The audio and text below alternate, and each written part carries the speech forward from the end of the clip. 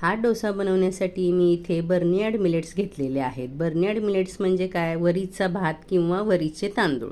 हे तांदूळ मी रात्रभर भिजत ठेवले। तुम्हाला शक्य नसेल तर 2 तास तरी कोमट पाण्यात भिजत ठेवा आणि त्यानंतर तेच पाणी काढून 1 वाटी पाण्यात ते शिजवून घ्या। शिजल्यानंतर असे मऊ सडसडीत होतात, ते मिक्सरमधून वाटून घ्यायचे आहे।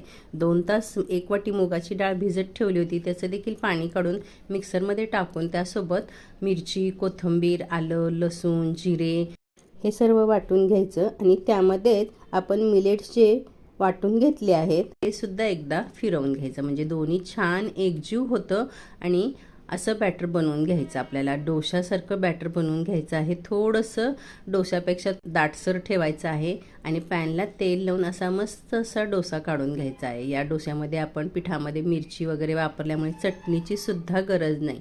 मस्त कुरकुरीत असे मिलेट्सचे डोसे तयार होतात। करून पहा, आवडल्यास